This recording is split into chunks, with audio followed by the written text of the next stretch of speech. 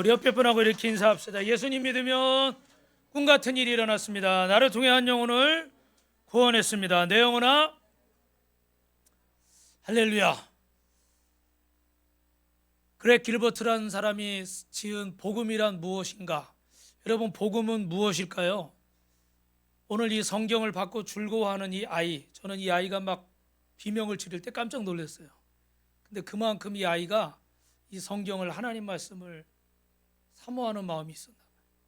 그리고 저 중국의 지하교회는 가정교회 성도들에게 성경을 전달해 주는데, 저도 25년, 26년 전에 이렇게 중국의 성경책을 가져간 적이 있습니다. 겉으로 우리가 여행을 여러분이 편하게 다니시니까 그런 생각을 별로 안 하실 수 있는데, 중국은 사회주의 국가입니다. 공산주의가 집권하는 곳이에요. 막 이렇게 개방이 돼 있으니까 아무 생각 없이 다닐 수 있는데, 지금도 많은 선교사들이 감옥에 갇혀 있고요. 베이직 올림픽 전에는 이 삼자교회들, 가정교회들이 많이 지금 없어졌습니다.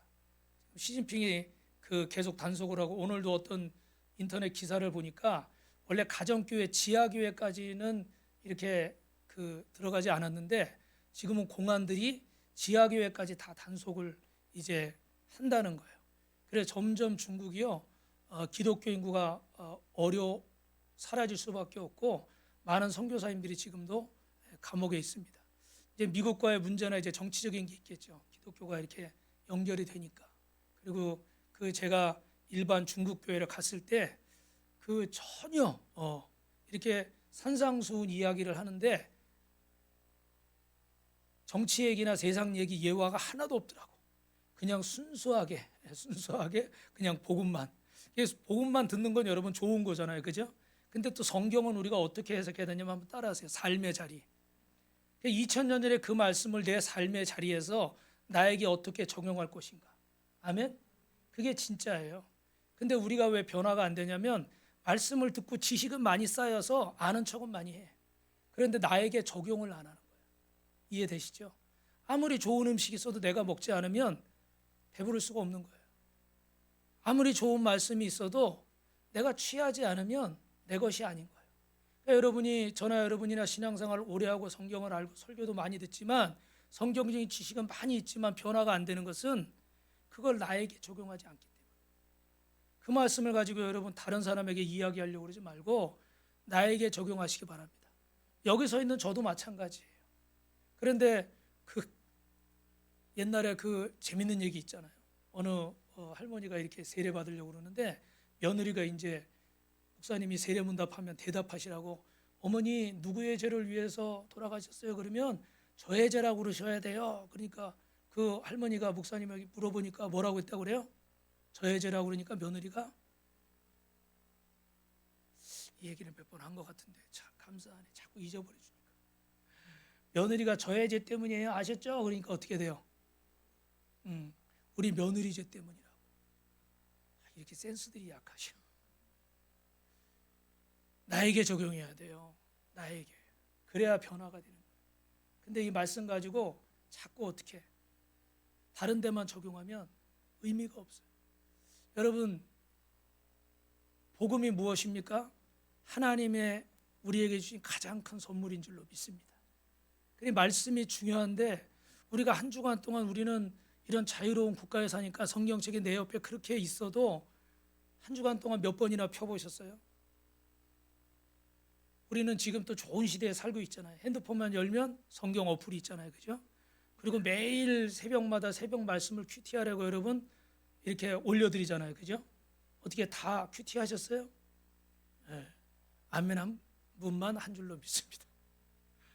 여러분, 말씀이 이렇게 참 중요한데, 무슨 말씀을 드리려고 그러냐면, 따라합시다.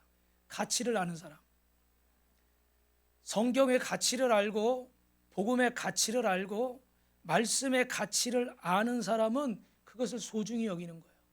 또 그리고 그 가치를 아는 사람은 하나님이 꿈 같은 일을 허락하시는 줄로 믿습니다. 인생이 역전이 되는 거예요. 할렐루야.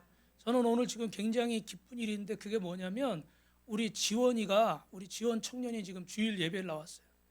잘 모르실 수도 있지만, 지원이가 몇 년 동안 대학 가서 알바하느라고 주일날 저기 가 있었어요. 그런데 이제 딱 결단을 하고 주중 알바만 하겠습니다. 할렐루야. 박수 한번 해주세요. 네. 가치를 알아야 되는 거예요. 내가 왜 주일날 하나님 앞에 나와서 이 시간을 드려야 되는 거예요. 가치를 아는 사람은 헌신을 하는 거예요. 결단을 하는 거예요. 그러면 그에 맞게 하나님은 또 은혜를 부어주시는 거예요. 근데 가치를 모르는 사람은 결단을 할까요, 안 할까요? 결단을 못 하는 거예요. 이번에 아울리치 가는데 보니까 우리 소은이는 그 13일 날 계약을 한대요. 우리 14일 날 아울리치를 가야 되잖아요. 전도하러 가야 되는데, 야 그럼 너 못 가냐? 어떡하냐? 그러니까 그날은 빠지기로 했어요. 학교에다 이걸 딱 냈대. 또 한 17일 날, 18일 날 계약하면 되지. 왜 또 그날 하는지. 이틀 나가고 또 하루 나가고 이렇게 또 쉬잖아요. 그죠? 뭐 사정이 있겠죠. 근데 감사한 것이 결단을 딱 한 거예요. 그러니까 여러분, 옆 사람하고 인사합시다. 가치를 아는 자에게는 꿈 같은 일이 일어납니다. 인생이 역전되고 하나님이 그 사람을 가치 있게 사용하시는 거예요. 왜 그러냐면 여러분 따라합니다. 천국은 마치 밭에 감 주인 겨자씨와 같습니다. 작은 겨자씨. 겨자씨 여러분 아시죠? 좁쌀보다 더 작은, 그죠? 그래서 성경에 보니까 마태복음 13장 31절 32절 읽어볼까요? 시작.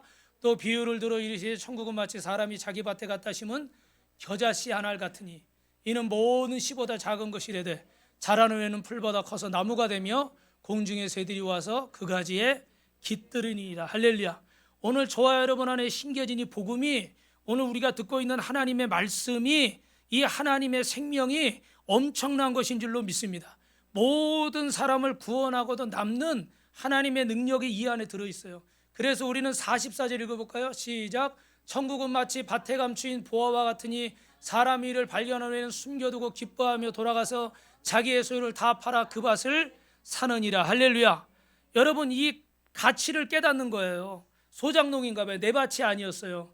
이 밭을 갈다 보니까 그 안에 엄청난 보화가 있어요. 그래서 이걸 덮어두고 가서 어떻게 해요? 자기 집을 팔고, 우리 그 복음성가 가사처럼 냉장고 팔고 차 팔아서 기어이 이 밭을 사고 말 거예요. 왜요? 이 가치를 아니까. 이 가치를 아니까. 그래서 제가 25년, 26년 전에 중국에 갈 때 여행 가방에다 우리 선교팀들이 성경책을 몇 개씩 다 넣고 갔어요. 일반적으로는 가지고 갈 수가 없어요. 검색해서 걸리니까. 그래서 그 성경책을 가지고 와서 호텔방에서 모아가지고 선교사님을 오시게 해가지고 선교사님께 전달을 했는데 얼마나 막 눈물을 흘리면서 좋아하시는지 저는 사실은 이해가 잘 안 되더라고. 왜냐하면 이게 한국에서는 막 이렇게 돌아다니는 건데 서점 가면 얼마든지 살 수 있고 새 가져오면 선물로 주고, 그렇죠? 그런데 이분들은 이걸 공식적으로 들고 다닐 수가 없어요. 수입할 수도 없고. 그러니까 이 성경책이 너무 귀한 거예요. 지금은 세월이 흘러서 그때와는 조금 다를 수 있겠지만 여러분, 그러니까 이분들에게는 이 말씀이, 여러분 보신 영상은 물론 오래된 것이지만 그렇게 귀하게 생각하는 거예요. 오늘 하나님 앞에 저와 여러분이 예수 믿는 것의 가치, 복음의 가치를 깨달으면 결단하게 될 줄로 믿습니다. 한 영혼을 구원하는 것이 얼마나 소중한지를 깨달으면 그 사람은 다른 게 귀하지 않은 거예요. 그렇다고 뭐 직장 관두십시오, 학교 관두십시오, 그런 얘기는 아닙니다. 여러분, 하나님 앞에 결단할 수 있는 자는 가치를 아는 자가 결단한 거예요. 여러분, 왜 종교인과 왜 신앙인이 차이가 날까요? 신앙인은요, 이것이 귀하다는 건 알았어. 보아는 어느 정도 발견했어. 근데 내가 돌아가서 내가 가지고 있는 이 소유를 다 팔 만한 믿음은 없는 거예요. 그래서 예수를 믿으면서도 항상 어떻게 주님이 주신 이 복음이라는 보화와 내 세상의 가치관이라는 보화 사이에서 어떻게 돼요? 왔다 갔다 하는 거죠. 그죠? 두 주인을 섬기고 있는 거죠. 어느 날은 오른발을 디뎠다, 어느 날은 왼발을 디뎠다. 그런데 신앙인은 어떻게 돼요? 이 가치를 발견하고 내 소유를 팔아서 이 복음이라는 엄청난 가치를 사는 사람이에요. 할렐루야. 이 사람이 신앙인이 되는 거예요. 그런데 대부분의 교회 다니는 분들은 어디에 머물러 있을까요? 종교인에 머물러 있는 겁니다. 그래서 말씀을 내 삶에 적용하고 여러분 그 가치를 아는 사람은 결단하며 나아가는 줄로 믿습니다. 옆에 분하고 이렇게 인사합니다. 가치를 아는 사람은 결단합니다. 자기 소유를 팔아서 이 보화를 사는 거예요. 하나님은 오늘도 그런 사람을 찾고 계세요. 그래서 오늘 본문에는 다윗이라는 사람이 나오는데, 여러분 아시지만 다윗은요 어떻게 해요? 3번이나 기름 부음을 받았어요.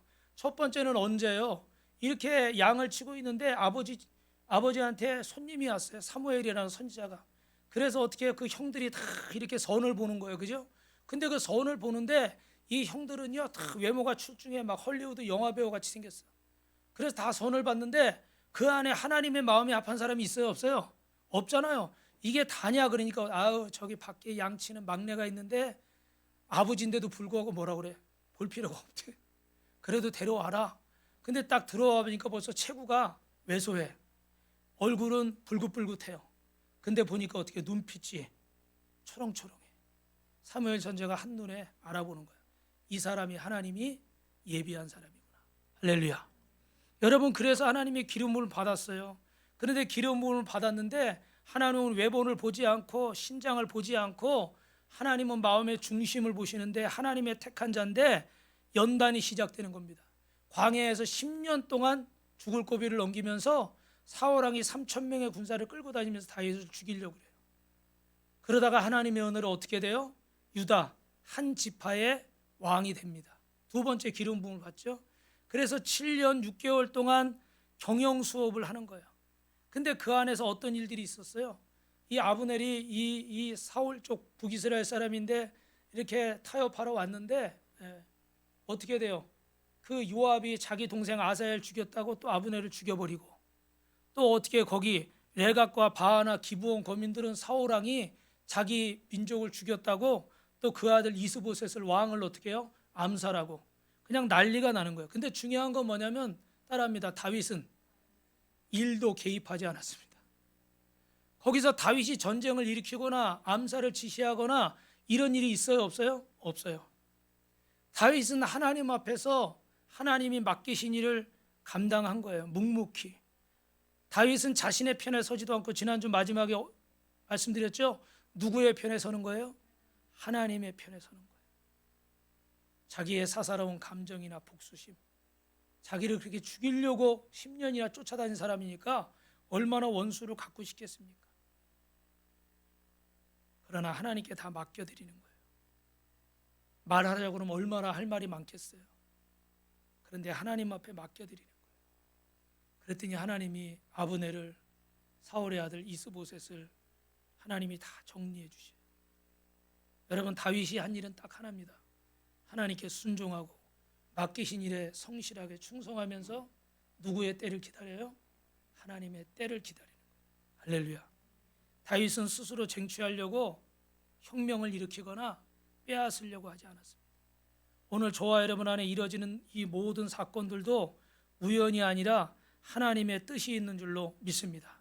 그래서 여러분 1절, 2절 말씀을 읽어볼까요? 오늘 본문 시작. 이스라엘 모든 지파가 헤브론에 이르러 다윗에게 나와 이르되 보소서 우리는 왕의 한 고르기니이다. 전에 곧 사울이 우리의 왕이 되었을 때에도 이스라엘을 거스려 출입하게 하신 분은 왕이시었고 여호와께서 내가 내 백성 이스라엘의 목자가 되며 내가 이스라엘의 주권자가 되리라 하셨나이다. 여러분 지금 이스라엘 장로들이 북이스라엘 장로들이 와가지고 다윗에게 와서 우리가 원래 한 가족 아닙니까? 한 식구 아닙니까? 그리고 2절에 보니까 원래 여호와께서 왕에게 말씀하시기를 네가 내 백성을 다스리고 이스라엘의 목자가 되라 이스라엘의 왕이 되라 말씀하시지 않으셨습니까? 그러니까 당신은 우리의 왕이 되주셔야 됩니다. 할렐루야. 다윗은 가만히 있는데 와서 어떻게 돼요? 왕이 되달라고 부탁을 하는 거예요. 이렇게 3번 기름 부음을 받고 나서 드디어 목동이었던 다윗은요 양치는 소년이 이스라엘의 통일왕국의 왕이 되는 거예요. 그러면 어떻게 이 양치는 목동이 왕이 될 수 있었을까? 같이 있습니다. 지금 맡겨진 일에 할렐루야. 여러분 여기 그림에 나오는 사람이 누굽니까? 사진에 나오는 사람이 유명한 그 수학 강사 정쌤이잖아요. 그죠? 정쌤. 이 정쌤이 뭐라고 얘기해요? 인생은 결국 태도다. 그 밑에 있는 책은 좀 작아서 안 보이시겠지만 랄프 알도 웨머슨의 성공의 법칙이에요. 여러분 세상 사람들도 말하는데 성공하는 사람은 어떻게 돼요? 태도가 다르다는 거예요. 세상 사람들도. 목동이 양치는 소년이 왕이 어떻게 됐을까? 여러분 하나님이 쓰시는 방법을 제가 말씀드릴게요. 하나님은 사람을 키우실 때 어떻게 키우시는가? 먼저 작은 일을 맡기시는 거예요. 할렐루야. 그 작은 일을 우리가 어떻게 하느냐를 보시면서 우리를 쓰실지를 가늠하는 겁니다.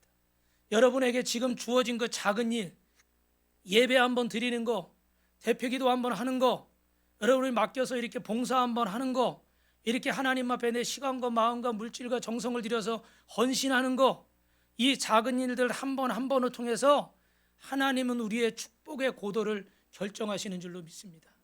옆 사람하고 우리의 태도가 축복의 고도를 결정합니다. 왜 그래요, 여러분? 서두에 말씀드린 것처럼 천국은 작은 겨자씨가 밭에 심겨져서 큰 나무가 되기 때문이에요. 그러므로 지금 내게 주어진 작은 일에 장차 확대될 하나님의 나라, 큰 축복이 감춰져 있는 줄로 믿습니다. 그래서 우리는 그 작은 일에도 여러분 최선을 다하는 거예요. 내 기분이 내키든지 안 내키든지, 내 상황이 어렵든지 쉽든지. 그래서 바울은 어떻게 했어요? 자유의 몸으로 있을 때도 복음을 전했고, 이번 주에 새벽에 큐티 하셨죠, 그죠? 예. 감옥에 갇혔을 때도 복음을 전했어요. 병들었을 때도 복음을 전하고, 건강할 때도 복음을 전하고, 할렐루야. 가난할 때도 복음을 전하고, 부여할 때도 복음을 전하고. 감옥에 갇혀서도, 로마의 감옥에 갇혀서도요, 가택연금 상태에서도 사람들은 찾아올 수 있었어요. 본인은 밖으로 못 나가지만. 그때 수많은 사람들을 2년 동안 만나면서 어떻게 돼요? 복음을 전한 거예요. 우리는 어떤 환경에 어떤 상황에 있든지 복음을 전하게 되는데, 여러분 작은 일이라고 우습게 생각하지 마시길 바랍니다. 할렐루야. 예.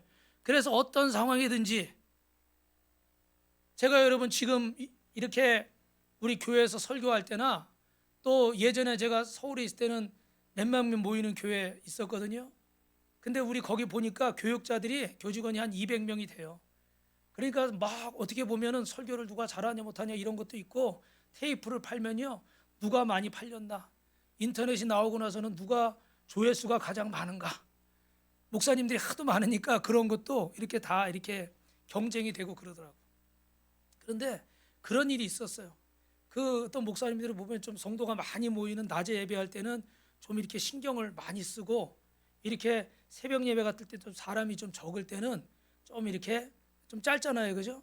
신경을 좀 덜 쓰고, 그래서 뭐 좋은 게 있으면 이렇게 사람 많을 때 하려고 그런 분이 계시더라고. 근데 저는 좀 생각이 달랐어요.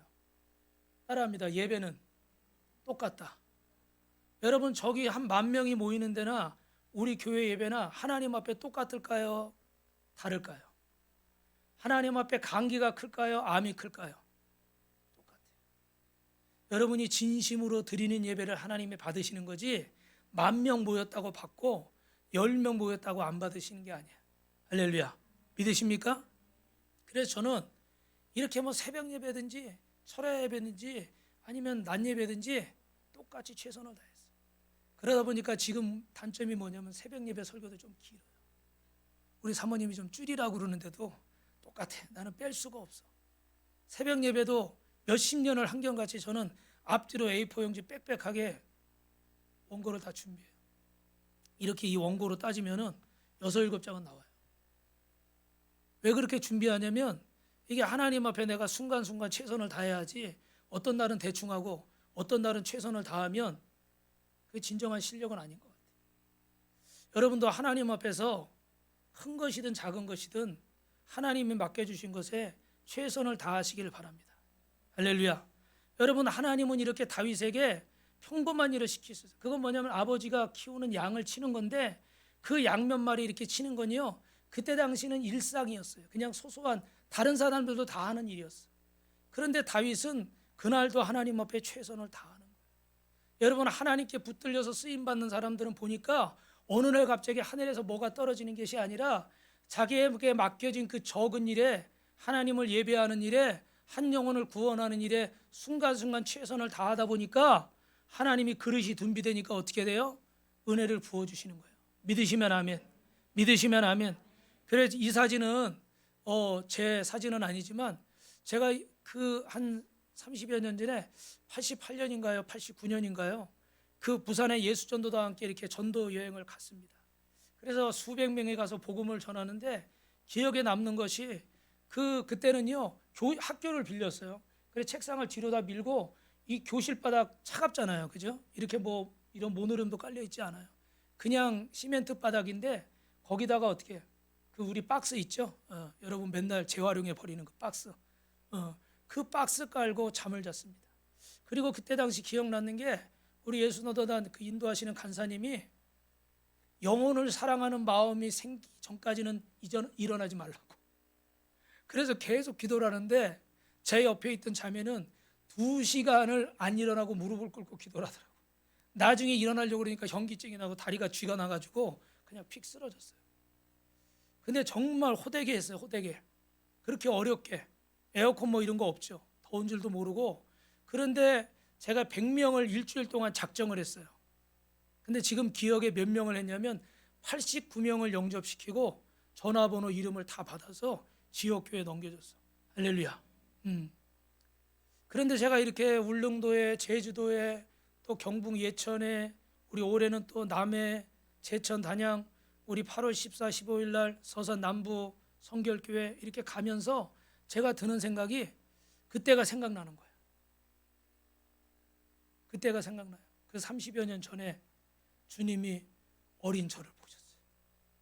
그 어린 나이에 고등학생이 거기를 따라와서 뭔지도 잘 모르면서 시멘트 바닥에 박스 깔고 잠을 자면서 한 영혼을 사랑하는 마음을 달라고.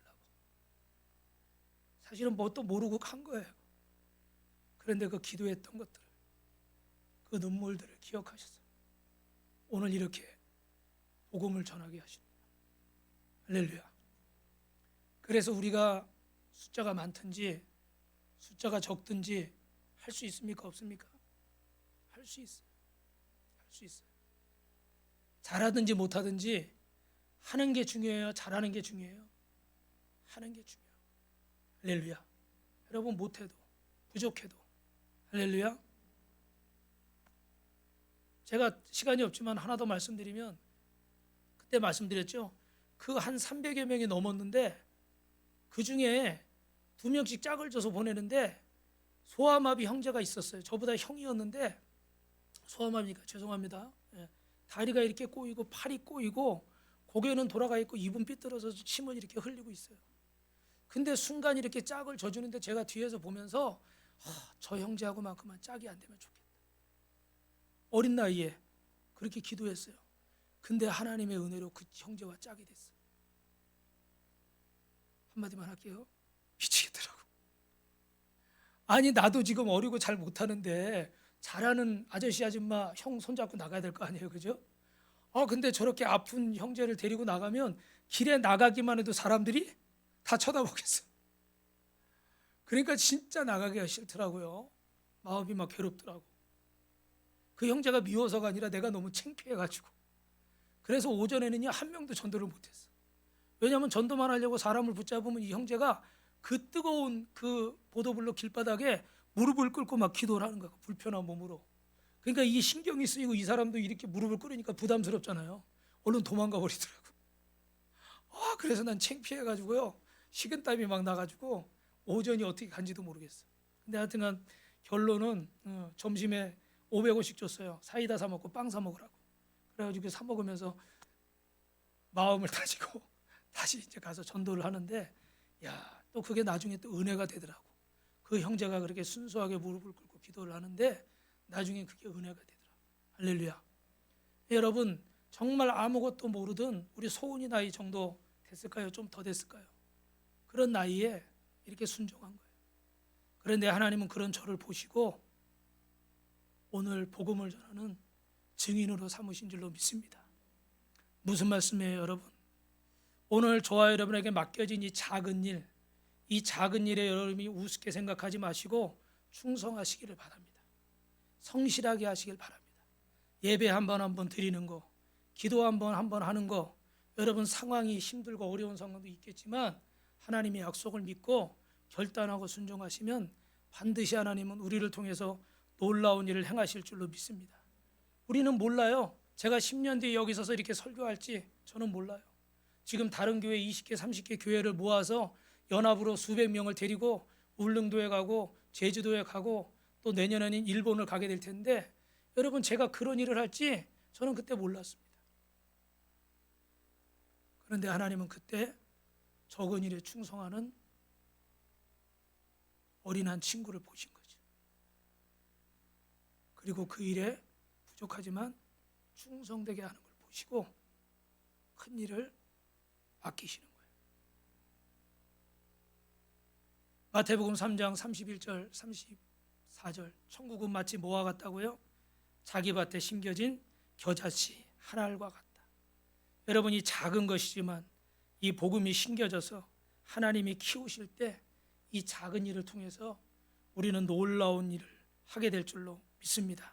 옆에 분하고 인사합니다. 하나님이 맡기신 작은 일의 태도가 당신의 성공의 고도를 결정합니다. 그래서 여러분 오늘 본문 3절에 뭐라고 되어 있어요? 이에 이스라엘 모든 장로가 헤브론에 이르러 왕에게 나오며 다윗 왕이 헤브론에서 여호와 앞에 그들과 언약을 맺으며 그들이 다윗에게 기름을 부어 이스라엘 왕으로 삼으시니라. 드디어 헤브론에서 반쪽 나라짜리 왕으로 7년 6개월 동안 지내고 나서 하나님의 은혜로 세 번째 기름을 부음 받으면서 통일왕국 12지파의 왕이 되는 겁니다. 어떻게 하나님은 왜 다윗에게 세 번씩이나 기름을 부으셨을까? 왜 한 번에 안 하시고 왜 세 번이나 그렇게 하셨을까? 같이 읽습니다. 하나님은 그릇을 만드셨던 것입니다. 여러분, 다윗은 목동이에요. 우리로 보면 흙수저죠. 그때 당시 양을 치고 이러는 거는 가장 천한 일 중에 하나였습니다. 왜냐하면 양을 치다가 풀이 없고 그러면 멀리까지 가야 돼서 들에서도 잠을 자야 되고 양의 똥을 치우고 이래야 되기 때문에 이게 힘든 일이었어요. 우리로 말하면 산비업종 같은 그런 일이었습니다. 그런데 하나님은 그런 인생의 흙수저로 태어난 인생을 하나님께서 세상에 유능한 사람, 스펙 좋은 사람, 능력 있는 사람 많이 있잖아요. 건강한 사람, 튼튼한 사람 많이 있잖아요. 그런데 하나님은 다윗을 예비하시고 하나님이 원하시는 사람으로 만들어 가시는 거예요. 그래서 광야에서 10년을 혹독하게 훈련하시고 다윗의 인간 됨됨이를 고치시는 거예요. 쓸만한 그릇을 만드시는 거예요. 그래서 왕으로 그릇을 만들어지니까 어떻게 돼요? 이제 두 번째 유다 지파의 왕으로 세우셔서 7년 6개월 동안 경영, 왕국을 다스리는, 나라를 다스리는 이 수업을 하게 하신 거예요. 할렐루야. 이것도 여러분 보시지만 우리나라 정치 지도자들도 아무나 세우면 안 되죠. 그죠? 나라가 막 어지럽잖아요. 예. 이 지도자가 잘 세워줘야 되는데 이 나라를 어떻게 잘 경영하는지 7년 6개월 동안 훈련을 받았어요. 그러니까 어떻게 오늘 본문에 이렇게 드디어 세 번째 기름 부음을 받는 거죠. 여러분, 근데 다윗이 두 번째는 헤브론에서 기름 부음을 받았는데 세 번째 오늘 어디서 기름 부음을 받냐면 여러분 6절 말씀 읽어볼까요? 시작. 왕과 그의 부하들이 예루살렘으로 가서 그 땅 주민 여부스 사람을 치려하며 그 사람들이 다윗에게 이르되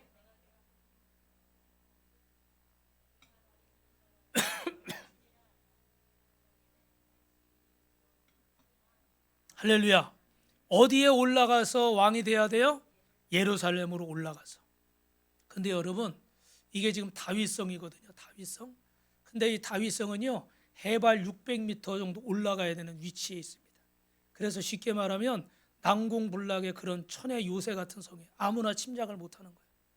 그런데 지금 이때 당시는 여러분 이스라엘이 가나안 점령하면서 이 여부스 민족이 살고 있던 이 다윗성을 점령하지 못했을 때예요.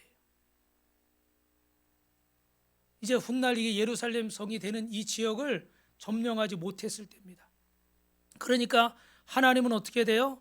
이 성을 점령해서 그곳에서 왕으로 세우시는 거예요. 할렐루야. 야, 이거 그냥 다 준비되어 있는데 가야 되는데 그 성을 점령해서 예루살렘에서 왕으로 기름 부으시는 거예요. 원래 이 여부스는 노아의 아들들 중에 함의 후손입니다. 가나안 족속이죠. 그래서 여러분 창세기 10장 15절 16절에 보면 거기 가나안은 장차 시돈과 헷과 낳고 또 여부스 족속과 아모리 족속과 기르가스 족속 이렇게 나오죠. 그죠? 그래서 가나안의 후손이에요. 이스라엘 백성들이 가나안에 들어갔을 때 끝까지 점령하지 못한 지역이 바로 이 여부스 족속이 살던 예루살렘 지역이었습니다. 그런데 하나님은 어떻게 돼요? 네가 왕이 될 때 어떻게 해요? 그 땅을 점령하라는 거예요. 그런데 이 사람들이 지금 뭐라고 어떻게 왕을 조롱하고 있어요? 오늘 6절에 보니까 뭐라고 조롱해요? 끝에 보니까 맹인과 다리 저는 자라도 너를 물리칠 것이다. 그게 지금 처음 왕이 돼가지고 있는 다윗, 네가 우리를 어떻게 해요? 예루살렘 성을 점령할 수 있다는 거 없다는 거예요? 없다는 거죠. 그리고 막 이렇게 조롱하는 거예요. 야, 장애자들이 막아도 너는 충분히 막을 수 있어. 이렇게 하는 거예요. 그런데 여러분, 이 여부수 족속처럼 우리 많은 사람들은 잘 들으십시오. 영적인 판단을 못하는 거예요. 영적인 판단을 못하는 거예요. 육신의 판단을 하는 거예요. 육신적으로 생각할 때 이게 해발 600m 위에 있고 수많은 사람들이 침략하려고 그랬지만 침략할 수 없는 천의 요사와 같은 그런 곳이니까 이제 왕이 된 너 다윗, 네가 아무리 대단해도 우리 성을 점령할 수 있다 없다? 없다. 이게 육신의 시각인 거예요. 그죠? 그러니까 이 사람들이 장애자들이 막아도 너는 얼마든지 막을 수가 있다라고 이렇게 얘기를 하는 겁니다. 그런데 여러분, 놀라운 게 있습니다. 오늘 7절, 8절을 읽어볼까요? 시작. 중요한 것은 여러분, 하나님이 함께 하시니까 따라합니다. 다윗의 집이 점점 강성하여집니다. 그 이유가 뭘까요? 같이 읽습니다. 시작. 다윗은 하나님이 함께 하십니다. 지금 이 사람들은 육신의 눈으로 보니까 이 영적으로 시대의 흐름을 읽지를 못하는 거예요. 통찰력이 없는 거예요. 인사이트가.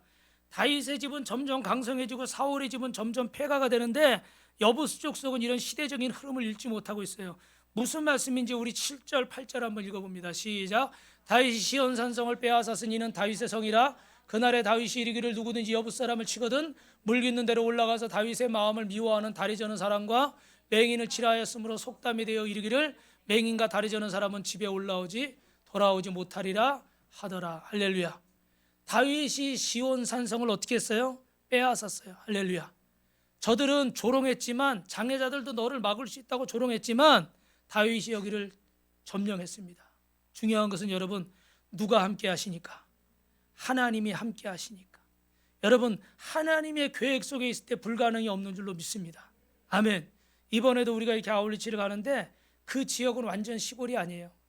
50년 된 교회인데 지금 이렇게 막 개발되고 그러면 성도들이 떠나고 또 이렇게 이렇게 개발되니까 교회 땅이 이렇게 잘려나가고 그러면서 기도하시는 분들은 알지만 목사님이 막 법원 막 쫓아다니고 막 이러면서 또 많이 스트레스 받고 힘드셔가지고 지금 눈도 이렇게 안 좋아서 이렇게 거리 구분이 안 되신대요. 그래서 헛디뎌서 넘어지기도 하시고, 그리고 성도들이 많이 떠나서 어르신들 몇 분 계시고 장애우들 한 서너 분 계시고, 그래서 나이는 50살인데 참 어려운 교회입니다.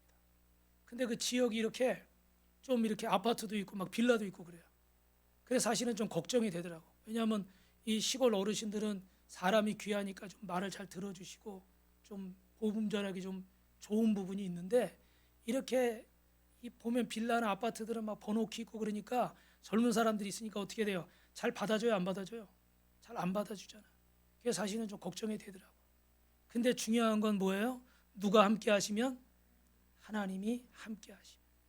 여러분, 이 사진을 보시면 저게 다윗성 그 아랫부분인데 성이 높이 있으니까 이 사람들은, 여부수 사람들은 이 밑에서 저 아래에서 물을 이렇게 끓여 올려가지고 이 간헐천에서 필요한 식수를 사용을 하고 있었습니다. 그런데 어느 누구도 침투하지 못하고 이 성이 높으니까 제대로 공격을 못하던 그런 성이었는데, 누가 다윗과 함께 하니까? 하나님이 다윗과 함께 하니까, 하나님이 다윗에게 지혜를 주시니까. 여러분, 사업하는 분들, 공부하는 분들, 오늘 지금 골프 시합 한다고 또 그 골프 선수라, 또 어떤 분은 결혼식 있다고 일비예배 드리고 이렇게 가셨는데, 여러분 사업도 하시고 운동도 하시고 공부도 하시고 뭘 하시든지 간에 하나님 앞에 기도하면 따라합니다. 통찰력을 주십니다. 할렐루야. 예. 여러분, 중요한 기도 제목이 있으면 1년만 새벽 기도 한번 해보세요. 1년 너무 길면 작정 기도 하시는데, 여러분 하나님 앞에 기도하는 자는 하나님이 통찰력을 주시는 거예요. 근데 기도하다가 말고 자꾸 어떻게 돼요? 누구 생각대로 하는 거예요? 내 생각대로 하고 사람 방법으로 하니까. 근데 중요한 건 다윗은 어떻게 돼요? 하나님이 함께 하시니까 저 물을 이렇게 올라가는 저 수구가 구멍이 이렇게 위로 연결되어 있겠죠, 그죠? 그 물이 올라가는 그 길로 어떻게 돼요? 군사를 보낸 거예요. 할렐루야. 마치 트로이의 목마처럼 저속으로 사람들을, 군사들을 보내가지고 성문을 열고 공격해서 예루살렘 성을 점령한 줄로 믿습니다. 할렐루야. 옆 사람하고 인사합니다. 하나님이 함께 하시면 가능합니다. 아멘. 그래서 여러분 고린도후서 2장 14절에 이렇게 말씀하세요. 항상 우리를 그리스도 안에서 이기게 하시고 우리로 말미암아 각처에서 그리스도를 아는 냄새를 나타내시는 하나님께 감사하노라. 할렐루야. 누가 우리를 이기게 하신다고요? 하나님이 이기게 하시는 거예요. 그래서 우리 9절에 보니까 그 성의 이름을 뭐라고 불렀어요? 처음에는 다윗성이라고 이렇게 부르는 거예요. 할렐루야. 하나님이 우리와 함께 하시기 때문에 여러분 우리는 죽음을 이긴 자고 세상을 이긴 자고 우리는 승리자로 태어난 줄로 믿습니다. 손 들고 아멘 한 번만 그렇게 되는 거예요. 다시 한번 할게요. 우리는 죽음을 이긴 자고 승리자로 태어났고 세상을 이긴 자인 줄로 믿습니다. 할렐루야. 손 들고 주님을 찬양하라고 그랬잖아요. 그렇죠? 비파와 수금으로 찬양하라고 그랬어요. 여러분 손 드는 게 나쁜 게 아니에요. 사랑하는 성도 여러분, 그 뒤에 5장 11절에 무슨 일이 있는지 아십니까? 두로 왕 히람이 다윗에게 사절들을 보낸 거예요. 그래서 백향목과 목수와 석수를 보내서 그들이 다윗을 위하여 뭐 한다고요? 다윗이 집 져달라고 그러지 않았어요. 근데 다윗의 왕국이 멋있게 세워지니까 주변의 나라들이 전에는 막 침략하고 그러더니 이제는 다윗에게 와서 어떻게 돼요? 고개를 숙이고 조공을 바치면서 뭐예요? 집을 줘주겠다는 거예요. 근데 그때 당시 이 두로 지역은요 아주 좋은 백향목과 좋은 그 목자재들이 있는 곳이었습니다. 그래서 그 비싸고 좋은 목재를 가지고 백향목을 가지고 이렇게 나무를 져주는데 이 각종 물품들이 무역으로 거래되는데 그래서 그 이 두로 지역에서 이렇게 강을 따라서 이렇게 나무를 이렇게 흘리면 이렇게 이스라엘 쪽으로 이렇게 오게 되는 거예요. 그래서 다윗의 집을 져주는데 여러분 이게 뭐 얼마나 감사해요. 왕이 되자마자 그 누구도 점령하지 못했은 예루살렘 성을 점령하고 그걸 보고 주변 국가들이 어떻게 해요? 조공을 바치면서 다윗에게 성을 져주겠다 그러고 할렐루야. 그러니까 이 정도 되면요 여러분 다윗이 교만해질까요? 겸손해질까요? 어떨 것 같아요 여러분? 이렇게 일이 잘 되면 사람이 교만해질 수 있죠. 내가 똑똑해지고 내가 잘 나가고 성공만 하고 합격만 하고 그러면요 사람이 교만해지는 거예요. 어떤 힘이 생기고 능력이 생기면 사람이 자랑하고 싶어지고 자존감을 자꾸 나타내고 싶은 거예요.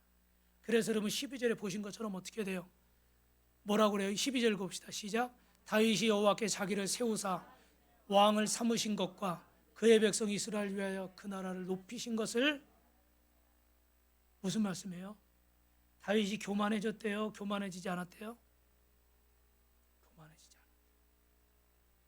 여러분 이 그림은 그 프로비덴스 컬렉션이라고 미국의 그 성화나 이런 것들 이렇게 전시하는 그런 사이트에 있는 다윗의 회개 기도인데 여러분 다윗 왕은 하나님 앞에 이렇게 얼마든지 교만해질 수 있고 내가 이렇게 많은 능력을 가졌으니까 내가 이렇게 많이 배웠으니까 내가 이렇게 많이 똑똑하니까 내가 이렇게 돈이 많으니까 내가 이렇게 잘났으니까 교만할 수 있잖아요. 그죠? 그런데 다윗은 하나님 앞에 무릎 꿇고 이렇게 기도하는 거예요. 하나님 나는 어린 목동이었습니다. 존재감 없는 인생이었습니다. 하나님이 나를 부르지 않았다면 나는 어둠 가운데 있었을 겁니다. 저는 절망 가운데 버려진 인생이었습니다. 그런데 하나님께서 어린 나를 이런 나를 찾아오셔서 구원해 주셨습니다. 그리고 나를 이스라엘의 주권자로 삼으셨습니다. 오늘 나의 나 된 것은 하나님의 은혜입니다. 100% 하나님의 은혜입니다. 어떤 사람들은 입만 열면 내가 나는 내 감정, 내 기분, 내가 좋은 거, 내가 서운한 거, 내가 싫은 거, 내 마음에 드는 거 안 드는 거 늘 내 이야기만 해요. 늘 얘기. 입만 열면 내 이야기. 내가 어땠는데 근데 다윗은 그러지 않았어요. 그렇게 높아지는데도 불구하고 그러지 않았어요. 여러분 입만 열면 내 얘기를 하는 분이 있습니까? 이런 사람은 하나님 앞에 배은망덕한 사람이에요. 왜 그럴까요? 오늘 다윗이 왕이 된 것이 다윗이 잘나서가 아니잖아요. 여러분이 이렇게 쭉 사무엘상부터 사무엘하까지 말씀을 몇 개월 동안 들으시면서 한마디만 여쭐게요. 오늘 이렇게 다윗이 왕이 될 수 있었던 건 누구의 은혜였습니까? 다윗은 잘못하면 사울 왕을 죽일 수도 있었어요. 왜냐하면 나를 죽이려고 계속 쫓아다니까 죽일 기회가 있었잖아요. 그죠? 진짜 살인자가 돼서 도망 다닐 수도 있었어요. 그러다가 인생이 끝날 수도 있었어요. 도적대의 왕으로 그냥 도적대 두목으로 끝날 수 있는 인생이었어요. 그런데 하나님이 그에게 은혜를 계속 베푸신 거예요. 그 형들 중에 제일 별 볼 일 없는 막내로서 그냥 그렇게 살다가 그 인생이 끝날 수도 있었어요. 그런데 하나님이 다윗을 이스라엘의 왕으로 세우셨다는 것을 다윗은 잊지 않았어요. 그래서 얼마든지 교만해질 수 있는 이런 상황에서도 하나님의 은혜를 저버리지 않습니다. 할렐루야. 사랑하는 성도 여러분, 제가 이렇게 우리 목회 코칭을 섬기는 데 보니까 매주 목사님들이 사모님들이 한 40여 명 이상 이렇게 모이고 그러는데, 그 중에 보면 정말 교회가 막 경매당하고 어렵고 개척교회라 진짜 힘들고 막 이런 분들 참 여러분들 계셔요. 그런데 보면은 이렇게 그 하나님의 은혜를 받아서 이렇게 막 회복이 되고 하나님의 은혜가 넘치고 이런 일들이 있어요. 그런데 안타까운 것은 뭐냐면, 그렇게 하나님의 은혜가 채워지고 그러면 누구를 자랑해야 됩니까? 하나님을 자랑하고 주님의 이름을 높여야 되잖아요. 근데 조금 형편이 좋아지고 형편이 조금 나아지고 그러니까 자꾸 어떡할까요? 사람이 자꾸 이렇게 건강해지고 좋아지니까 자꾸 뭐래요? 자꾸 내 똑똑한 거 자랑하려고 그러고 내가 잘나서 큰 줄 알고 자기 존재를 자꾸 드러내려고. 그러니까 여러분, 그 모임이 시끄러워질까요? 조용해질까요? 시끄러워지는 거예요. 교회도 마찬가지인 거예요. 다윗처럼 하나님 앞에 자신을 자꾸 낮추는 사람이 많으면 교회가 아름다워지는 거예요. 아멘. 영혼 구원하고 복음에 집중하면 교회가 아름다워지는 거예요.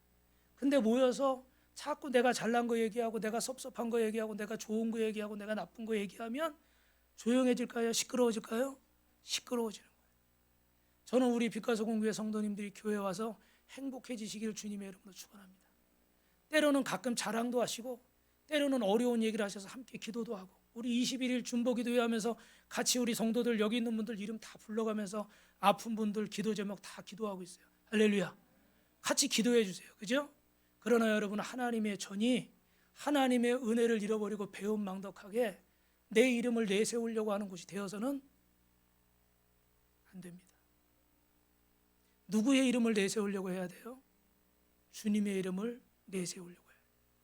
오늘 하나님이 어린 목동 다윗을 어떻게 한 나라의 왕으로 삼으셨어요? 작은 일에 충성했어요. 그리고 두 번째는 내게 주신 일에 성실했어요. 하나님이 10여 년 동안 그릇을 만들어 가시고, 중요한 것은 그 다윗과 주님이 어떻게 하십니까? 함께 하신 줄로 믿습니다. 이 가치를 발견하고 내 소유를 팔아서 이 복음을 내 것으로 삼는 사람은 하나님이 그 인생을 책임지는 줄로 믿습니다. 그래서 여러분, 짧게 설명만 드리면 뒤에 여러분 17절에 가면 이 상황에 블레셋이 침략합니다. 그런데 중요한 건 따라합니다. 뻔한 상황에도 기도하기 원하십니다. 우리는 비슷한 일이 반복되고 좀 합리적이고 이렇게 생각하면 기도를 안 하잖아요. 그죠? 근데 다윗은 블레셋이 수도 없이 침략을 했어요. 근데 지금 왕이 되니까, 초짜 왕이니까 정신없을 줄 알고 블레셋이 또 쳐들어온 거예요. 근데도 다윗은 지금 기도해요, 안 해요? 기도하는 거야. 하나님 앞에 하나님의 뜻을 묻는 겁니다. 하나님의 뜻을 묻고 하나님 앞에 기도하는 거예요. 그래서 오늘 이 뜻을 묻고 주님이 거기 뭐라고 그래? 17절에 18절에 22절 23절에 뭐라고 얘기하냐면 어떻게 돼요? 그 맞은편 수풀에 가서 뽕나무 있는 쪽에 숨어 있다가 어떻게 돼요? 기습을 하라고 그러는 거예요. 그래서 여러분, 이렇게 다윗이 블레셋을 물리치는 거예요. 할렐루야. 여러분, 말씀을 마칠게요. 잘 들어보세요. 지금 왕이 되는데 그냥 이렇게 다 준비된 상태에서 착 왕관 씌워주고 즉위식을 해야 되는 거 아니에요? 그죠? 그런데 너는 어떻게 해? 예루살렘을 점령하고 거기서 통일왕국의 왕이 되려는 거예요. 그리고 또 있는데 어떻게 돼요? 뭐 두로 왕이 집 져주고 뭐 이런 건 좋아요. 근데 이렇게 정신없는데 또 어떻게 해? 블레셋이 또 쳐들어와 가지고 또 괴롭히네. 근데 여러분 보세요. 지금 참 정신없는 상황인데 하나님의 뜻을 묻고 하나님이 함께 하시니까 블레셋을 물리쳐요, 안 물리쳐요? 물리치는 거예요. 여러분, 중요한 말씀이에요. 이것이 다윗에게 어마어마한 선물이에요. 할렐루야. 그냥 왕이 됐으면 지난주 지지난주에 설명했지만 다윗이 지금 여러분 사울의 딸 미가를 데려오라 막 이렇게 한 이유가 뭐예요? 내가 사울의 내가 왕족의 적통이고 왕의 자격이 있다, 이런 걸 보여주려고 한 거 아니에요? 근데 지금 유다 지파는 왕으로 삼았지만 11개 지파는 누구의 손에 있었어요? 사울의 후손의 손에 있었단 말이에요. 그죠? 이 사람들이 와가지고 왕이 돼 주십시오, 그래서 왕이 됐지만 대부분의 그 11개 지파의 사람들은 지금 누구를 왕으로 생각하고 있어요? 사울 가문을 왕으로 생각하는 거예요. 정식으로 된 게 아니라 암살당해서 어떻게 해요? 이렇게 바뀐 거잖아요. 그죠? 그러니까 이런 민심들 상황에서 하면 지금처럼 뭐 다 모아서 뭐 얘기하고 뭐 무슨 이렇게 커뮤니티가 이렇게 형성이 돼 있는 상황이 아니기 때문에 제대로 다 전달될 수도 없겠죠. 그죠? 그런데 하나님은 이 어려운 상황들을 통해서 다윗이 하나님이 세우신 이스라엘의 분명히 왕이라는 것을 어떻게 돼요? 어떻게 하시는 거예요? 보여주시는 거예요. 여러분 이해하셨습니까? 좀 어려운 얘기인데 여러분 이 그림을 그릴 수 있어요. 그래서 무슨 얘기를 하는 거예요? 여러분 하나님이 일하시는 방식이 나와 달라요. 하나님이 내 생각과 내가 정한 때가 아니라, 내 방법이 아니라, 이번 주 내내 말씀드렸죠, 새벽에. 하나님은 하나님이 정하신 때, 하나님이 정하신 곳에서 하나님의 방법으로 일하시는 줄로 믿습니다. 그런데 문제는 우리는 어떻게 해요? 내가 정한 때 내가 정한 곳에서 내가 원하는 방법으로 응답을 받으려고 신앙생활을 하니까 그 신앙생활이 어떻게 해요? 자꾸 공고해지는 거예요. 공고해지는 거예요. 선생님이 뭘 중요하다고 말씀하시고 어떤 시험 문제를 낼지를 내가 집중해야 되는데 자꾸 나는 다른 공부만 하고 있는 거야. 다른 페이지만 피고 알고 있는 거예요. 그러니까 문제가 나오면 맞춰요, 못 맞춰요? 성적이 올라요, 안 올라요? 오를 수가 없는 거예요. 하나님이 저와 여러분을 훈련하시고 우리를 쓰시려고 세우시는 길이 있는데 그 길을 따라가려고 하지 않고 자꾸 어떻게 돼요?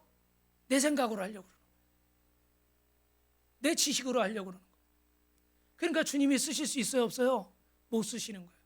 그래서 우리가 연단을 받는 거예요. 이 길이 바뀌어야 되니까. 그래서 여러분 이렇게 결론을 내면 어떨까요? 한번 따라합니다. 하나님은 옳은 일을 하시는 분이 아니라, 오해하지 마시고 들으세요. 하나님이 하시는 일이 옳습니다. 이해되셨어요? 하나님이 옳은 일을 하시는 게 아니라, 내가 생각하는데 하나님이 옳은 일을 하시는 게 아니라 하나님이 하시는 일이 옳은 거예요. 아멘. 우리 존 비비어 순종책에서 지금 제자분들 배우고 있죠. 뭐 불합리한 권세도 많이 있어요. 그런데 하나님은 그런 권세도 하나님의 뜻이 없이 세워진 것이 없으니까 다 순종하라는 거예요. 말이 안 되잖아요. 이해할 수가 없잖아요. 받아들일 수가 없잖아요. 그런데도 하나님은 하나님의 뜻이 있다는 거예요. 왜? 하나님은 옳은 일을 하시는 게 아니라 하나님이 하시는 일은 전부 옳은 일인 거예요. 그래서 우리가 지금 이해가 안 되는 일, 지금 이해할 수 없는 일 속에서도 어떻게 돼요? 하나님은 예루살렘을 함락시키고 블레셋 전투에서 승리해서 완전히 하나님이 다윗을 이스라엘로 왕으로 삼으신 줄로 믿습니다. 할렐루야. 여러분이 하나님의 계획, 오늘 저와 여러분에게 이해할 수 없는 하나님의 계획이 있을 수 있는데 여러분 낙심하지 마시고 주님을 바라보시기 바랍니다. 그래서 우리는 8월 14, 15일 날 이제 서산의 영혼을 주님께로 인도하기 위해서 우리 서산으로 가는데 여러분 기도하시고 작정하시고 결단하시고, 아멘이 안 나오네요. 기도하시고 작정하시고 결단하시고 순종하시면 누가 역사하십니까? 제가 분명히 말씀드리는데 이번에 21일 준비기도회 하면서 깨닫는 것은 하나님이 우리 성도들에게, 우리 교회에 큰 선물을 준비하신 줄 믿습니다. 그 선물이 뭔지 제가 정확히는 알 수 없지만 그 마음이 생기면서 이런 생각이 들더라고요. 여태까지 우리가 몇 년 동안 어려운데도 어떻게 돼요? 아프리카의 교회를 6개나 이렇게 세우고, 또 우리도 부족하지만 어떻게 돼요? 이 지역에 가서 영혼들을 섬기고 전도하고, 할렐루야. 우리도 이렇게 비가 새고 또 뭐 예배드리다가 전화 와가지고 차 빼고, 저는 그게 제일 속상하더라고. 뭐 그런 여러 가지 상황들이 있는데 그럼에도 불구하고 우리는 우리의 일에 집중하지 않고 누구의 일에 집중했어요? 주님의 일에 집중했어요. 그런데 이번에 드는 생각은, 하나님이 작년에는, 저는 사실 교회가 먼저지만 작년에는 하나님이 사택을 먼저 주셨잖아요. 근데 올해는 하나님이 또 새 성전을 주실 것 같아요. 할렐루야. 목사님이 어디서 복권이 맞았나? 아니면 우리한테 헌금하라고 그러나? 여러분 걱정하지 마세요. 걱정하지 마세요. 사실 저는 계획이 없어요. 그냥 하나님이 하시는 대로 따라갈 뿐이에요. 여러분도 하나님이 오늘 적은 일, 한 영혼 구원하는 일에 순종하시면 누가 역사하셔요? 하나님이 역사하실 거예요. 옆 사람 보고 마지막으로 이렇게 인사합니다. 믿고 순종하면 하나님이 역사하십니다.